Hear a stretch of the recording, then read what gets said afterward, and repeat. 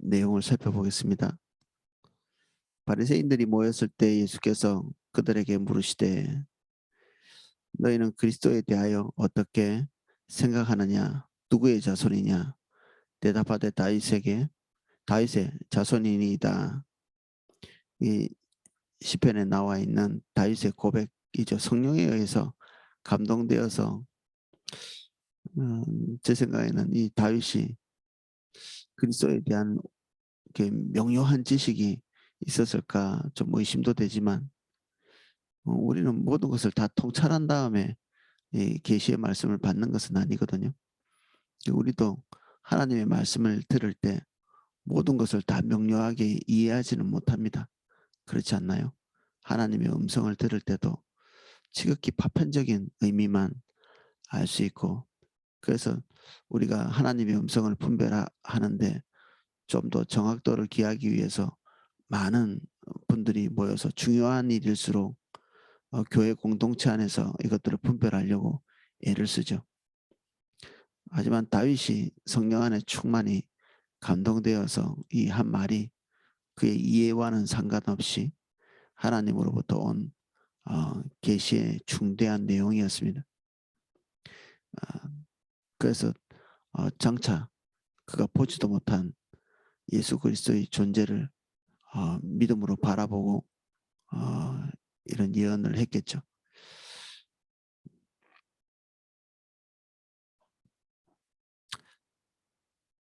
너희는 그리스도의 자손에 대하여 어떻게 생각하느냐? 누구의 자손이냐? 대답하되 다윗의 자손이다. 화면에서는 예수님께서 이 고백들을 수용하시는 것도 볼 수 있습니다. 다윗의 자손임을 고백하고 큰 소리로 소리 질렀던 맹인 두 사람을 치료했던 그런 일들도 우리가 기억하고 있고 어, 예수님께 도움을 구하러 온 자들이 다윗의 자손에 대한 지식을 가지고 그들이 다윗의 자손이라고 이렇게 얘기한 거는 예수님의 메시아 되심을 인정하고 고백한 내용이었죠. 근데 이런 틀리지 않은 정보, 성경적인 정보죠. 이게 성경을 많이 숙지하고 이해했기 때문에 이 바리새인들이 이러한 지식을 가지고 있었을 것인데 그들은 대단히 올바른 지식을 가지고 있었죠. 그래서 예수님의 질문에 대해서 사실 정확한 답변을 했다고 볼 수 있습니다. 다윗의 자손이다.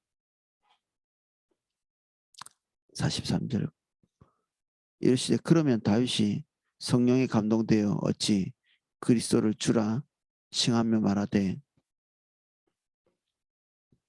주께서 내 주께 이르시되 내가 내 원수를 내 발 아래 둘 때까지 내 우편에 앉아 있으라 하셨도다 하였느냐. 주를 두 번 지칭하죠.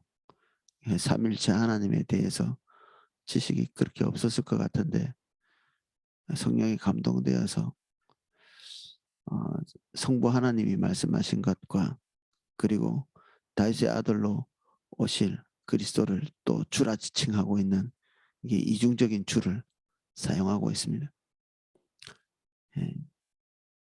그리스도를 주라 칭한 이것이 다윗의 자손으로 오시는 분이신데 그럼 다윗의 자녀니까 다윗보다 위치상 하위에 있어야 마땅한데 다윗이 그리스도 다윗의 자손으로 오실 예수 그리스도를 본인의 후손 중에 어떤 한 존재에 대해서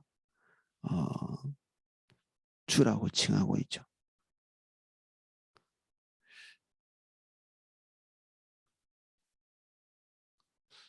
예수님께서는 이런 부분들을 지적하시면서 질문을 이어가십니다. 이스라엘 백성들 동시에 바리새인들의 가르침을 받았겠죠. 바리새인들이 이해하고 있는 것처럼 다윗의 아들로 오셔야 될 것이다. 이 바리새인들은 굉장히 정확한 그리스도에 대한 정보를 가지고 있으면서도 기묘하게 그 정보들을 가지고 지금 눈앞에 있는 예수님을 부인하는 데 쓰거나 그리고 이해하지 못하는 어, 어떤 이 빌미가 되는, 그래서 베들레헴에 태어나실 그리고 베들레헴에서 나오실 예수 그리스도에 대한 이해를 그들이 분명히 가지고 있었는데 예수님은 갈릴리 출신이시고 우리는 이제 성경을 읽으니까 알 수 있는 영역은 예수님께서 정말 그 찰나와 같이 지나시는 길에 베들레헴의 그 한 마구간에서 태어나신 것을 우리는 알고 있죠. 그것에 대해서 뭐 바리새인들이 다 지켜봤을 리가 없고, 바리새인들이 이해할 수 있는 것은 이 갈릴리에서 그들에게 말씀을 전파하고 있는 예수님밖에는 볼 수 없으니까 그들이 가지고 있는 지식과는 거리가 있죠. 예수님의 존재가. 그들 생각에는 베들레헴에서 고향 삼고 계셔야 됐을 것 같은데 이것은 하나님의 말씀을 정확하게 가지고 있으면서도 그 정확한 지식을 가지고 한계가 있는 적용을 하는 것이죠. 또 다른 말씀들은 애굽으로 내려간 것, 갈릴리 사람이라 칭하게 되는 것, 이게 다 성경에 기록되어 있거든요.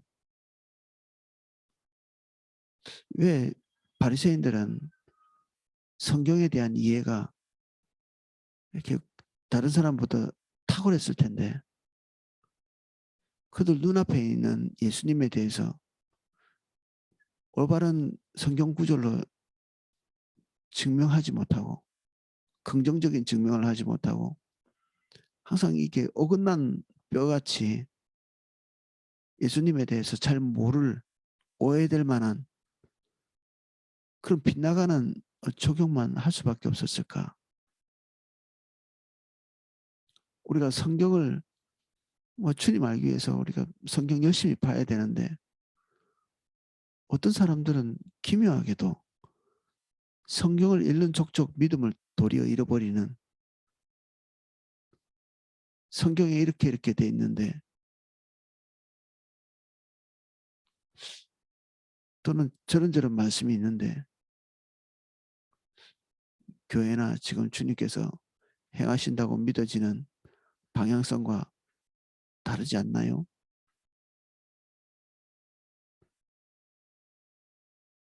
그건 몇 가지 알고 있는 성경적인 지식들이 도리어 교회 공동체 안에 대립각을 세우게 하는, 이 지식의 문제가 아니겠죠. 교회와 대립각을 세우고 지금 예수님과 대립각을 세우고 있는 이 바리새인들이 가지고 있는 지식은 성경에서 다 도출해낸 거거든요. 그들은 정말 이제 궁금했겠죠. 그들이 알고 있는 지식이 지금 눈앞에 있는 예수 그리스도와 어떤 관련이 있는지,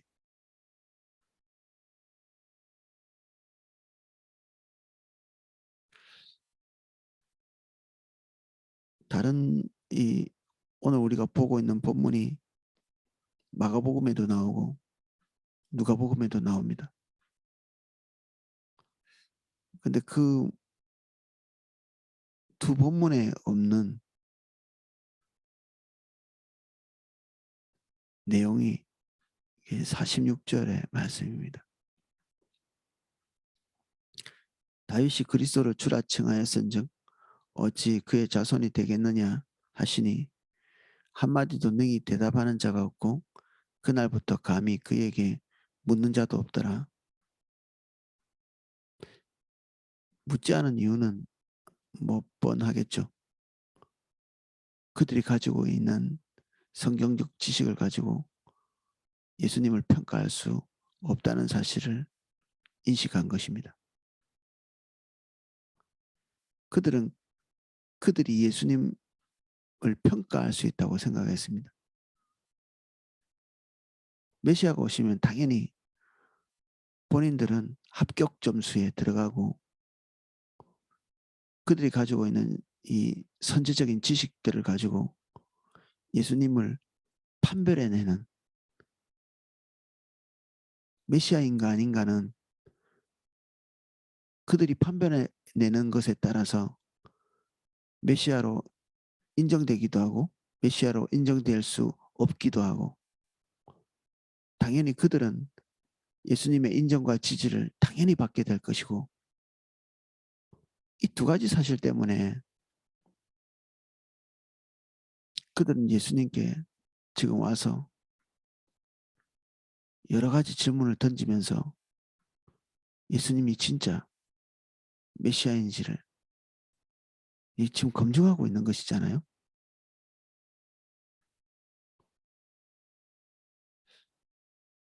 근데 예수님께서는 그들이 예수님을 검증할 자격이 없다는 사실을 오늘 이게 드러내고 계시죠. 그들은 그들이 기대하는 것과 달리 예수님의 지지나 인정을 받지도 못했거든요. 메시아는 분명히 오셨는데 그들이 기대하는 것처럼 그들이 분별해낼 수 있는 역량이나 위치도 되지 못했고, 그들의 존재 자체가 예수님께 호락호락 수용되지도 못한 두 가지의 기대가 다 그들을 떠나버린 상태죠. 이 마지막 절은 지적인 면으로서나 종교적인 정보에서나 그리고 어떤 권위 면에서나 그들이 예수님을 분별하거나 판단하거나 인정하거나 지지하는 것이 합당하지 않다. 그것을 증명하는 것입니다. 묘하게도 이러한 부분들은 이미 좌절이 됐는데 그들보다 훨씬 높으시고 탁월하시고 그들이 범접할 수 없는 그 하나 예수 그리스도의 위대함을 인식해 가면서도 그들의 자격 없음을 이게 보면서도 예수님에 대한 배척은 더 극렬해지는,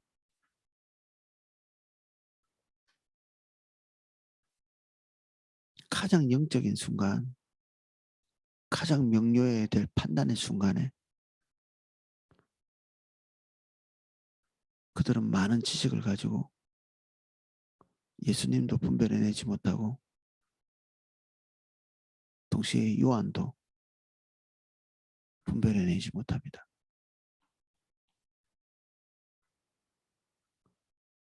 우리도 성경 읽을 때 하나님의 뜻을 좀 잘 알고 싶어서 성경 열심히 읽지요.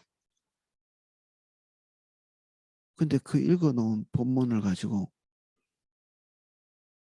주님을 명료하게 이해하거나 분별하거나 하나님께서 오늘 행하실 일을 정확하게 판단할 수 있을 거라는 우리의 기대는 이런 부분을 보면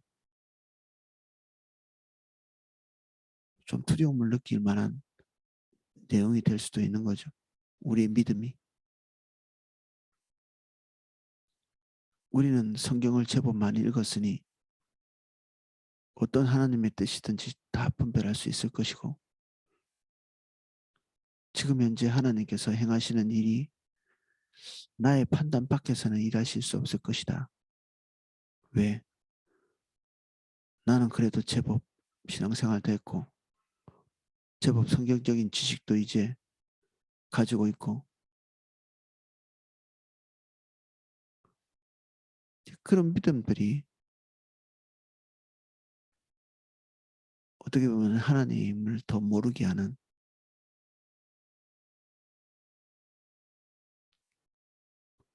겸손히 주님 앞에서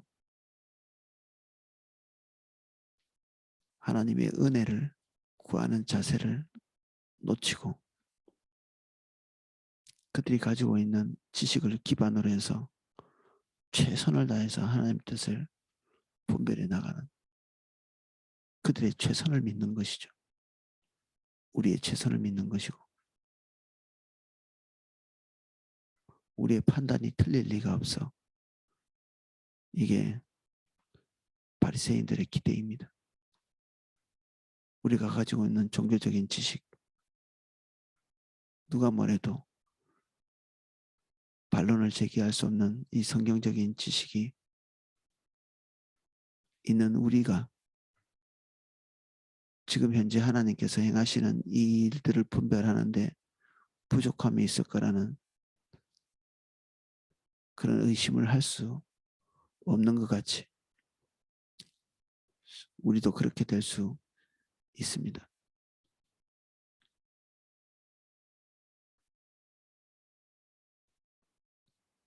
주님 앞에 설 때는 항상 두려움 그리고 자기 자신에 대한 의심 그리고 하나님께 대한 깨어진 마음 은혜 없이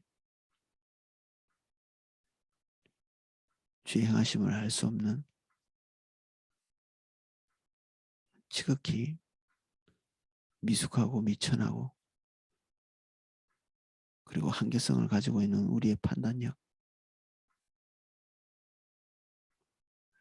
그것을 인정해 드릴 수밖에 없죠.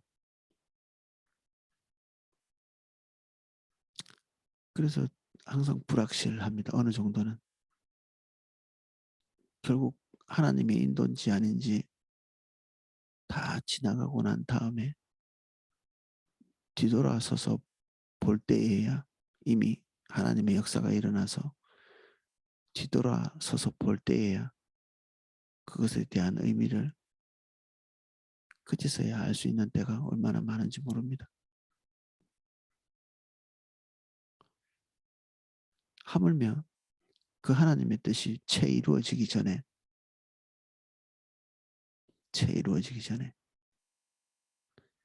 우리가 하나님의 뜻이라고 누가 확신을 함부로 할 수 있겠습니까? 나는 누가 뭐래도 이것이 하나님의 뜻이라고 생각합니다. 이건 굉장히 위험한 거죠. 그래서 우리의 생각에 대한 확신을 내려놓고 나면 겸손히 교회 그리고 오이코스 그리고 리더의 조언을 구하게 되고 혼자 골방에 앉아서 판단한 것들에 대해서 지나친 확신을 갖지 않게 되는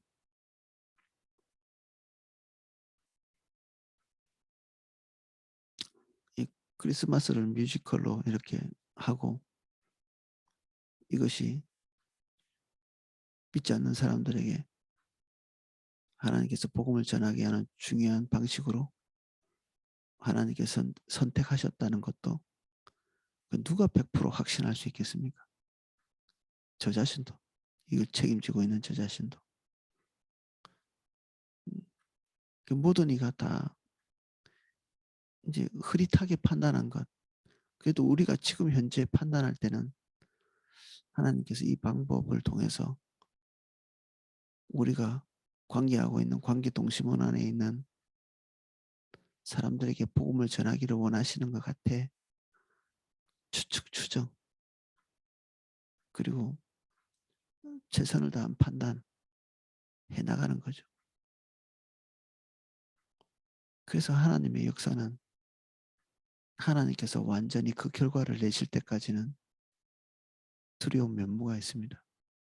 사실 믿음도 있습니다. 그 마음에 일정 부분의 확신도 있죠. 근데 그 확신이 또 주님이 주신 건지 우리의 신념의 산물인지 그것도 판단하기가 쉽지는 않죠. 그래서 모든 것이 끝나고 지나갈 때까지 이 두려움은 그치지 않습니다. 그래서 하나님께서 주신 계획이라고 확신함에도 불구하고 계획을 수정하고 바꾸고 때로는 포기하고 그렇게 합니다. 이번에도 하고 싶은 많은 다른 계획들이 있었지만 엄청나게 많은 것들을 포기하거나 단념하거나 또 어떤 거는 또 확장된 것도 있습니다. 내가 기대한 것 이상으로 확장된 것도 있고 내가 생각하지 못했던 부분들을 다른 분들이 채워넣는 이런 부분들도 되게 많고 그래서 교회에서 하나님의 일을 해나가고 협력하고 이렇게 할 때는 정말 모든 사람이 100이면 100, 1000명이면 1000명 다 겸손을 잃어버려서는 안 됩니다. 종교적인 확신을 가지고 힘을 주는 말을 하면 그때부터는 우리는 겸손함을 잃어버리고 우리의 종교적인 확신을 교회 전체보다 더 신뢰하게 되는 일이 있게 됩니다. 미련한 자는 지혜로운 자 100명보다 자기를 더 지혜롭게 생각한다고 얘기했거든요. 누가 뭐래도 나는 이것이 그런 걸로 확신합니다. 이게 위험한 일이죠. 그래서 지금 자기 계획을 가지고 가고 계시는 분도 나름대로 하나님께서 인도하시는 대로 선택하고 가시겠지만 오이코스나 교회나 그리고 하나님께서 은혜 주셔서 세우신 주의 종들 그들이 하나님 앞에서 어떻게 분별을 다시 하게 되는지 신중히 들을 필요가 있죠. 그러니까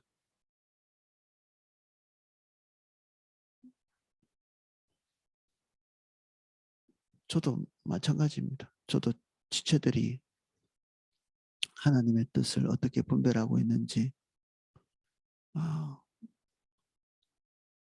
거의 어떨 때는 그 순복하는 마음을 가지고 어떤 이견이 있을 때마다 제가 가지고 있는 생각을 내려놓기에 주저함이 없는 편이거든요. 무슨 일을 하든지 생각은 많이 나지만 많이 단념하고 많이 포기하고 후퇴를 많이 합니다. 확신이 없으니까. 예수님께서는 바리새인들에게 그들이 가지고 있는 확신에 찬 지식의 한계성을 이렇게 드러내십니다. 그들이 미처 생각지도 못했던 그러나 엄청나게 중요한 요소들 이런 것들을 예수님께서 드러내시죠. 파편적이고 미미한 것들조차 다 알고 있다고 믿었겠지만 정작 예수 그리스도가 신성을 가지고 계시는 충격적인 어떤 존재이시다. 그들이 볼 때는 그리고 그들의 조상이 주라고 부를 만큼 그들이 알고 있는 그 테두리 내에서의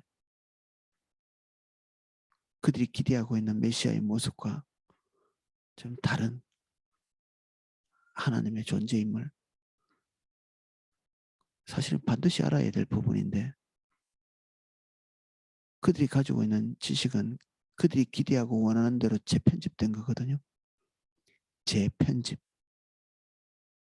지식이 없다는 게 아니라 자기가 원하는 대로 퍼즐 맞춰지듯이 그들의 기대를 따라 퍼즐이 맞춰진 것이죠. 사실 우리도 뭐 그럴 수밖에 없죠. 우리가 가지고 있는 지식을 가지고 우리가 기대하는 바를 따라 이리저리 맞춰서 무릎을 탁 치는 그런 일이 있습니다.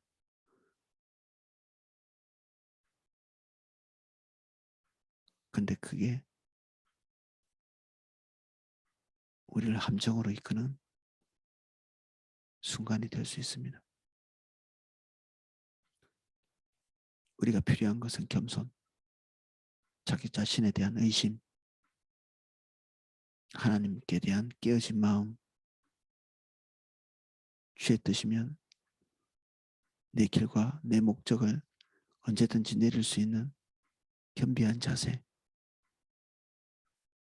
이런 것이 가지고 있는 지식의 분량보다 훨씬 더 중요한 일입니다.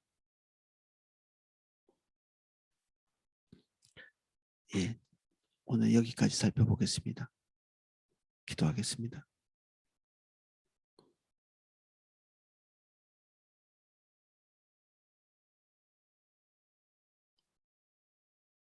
늘 두려움에 사로잡힙니다. 우리가 많이 알고 있고 우리가 신앙생활을 한두 해 한 것이 아니라 때로는 수십 년씩 그리고 성경도 수십 번씩 읽은 나름대로 어떤 면에서는 베테랑처럼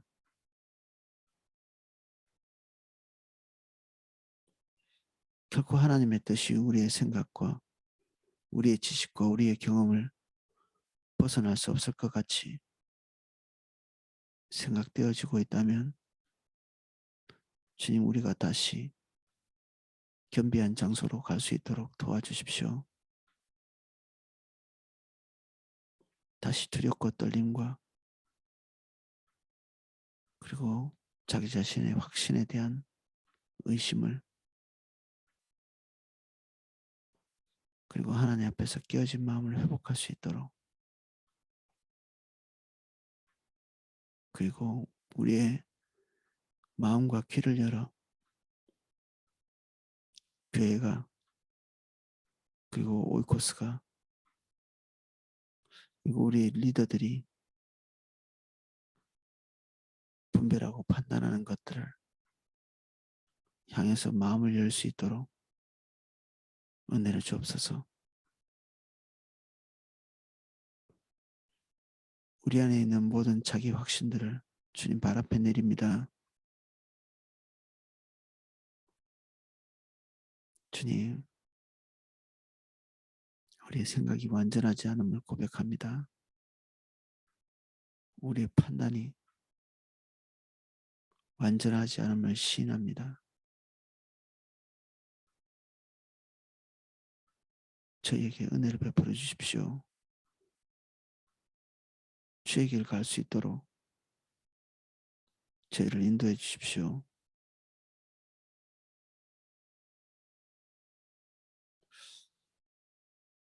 건강한 자에게 의원이 쓸데없듯이 우리의 판단력이 완전하지 않기에 우리가 주님이 더 필요합니다.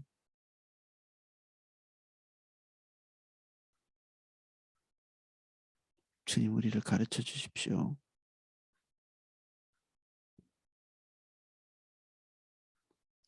예수님 이름으로 기도합니다. 아멘. 그래서 우리 각 오이코스에서는 이제 우리 모바일로 줌으로 이렇게 만나는 것들 이제 좀 정리하시고 얼굴을 보고 대면해야 될 것 같습니다.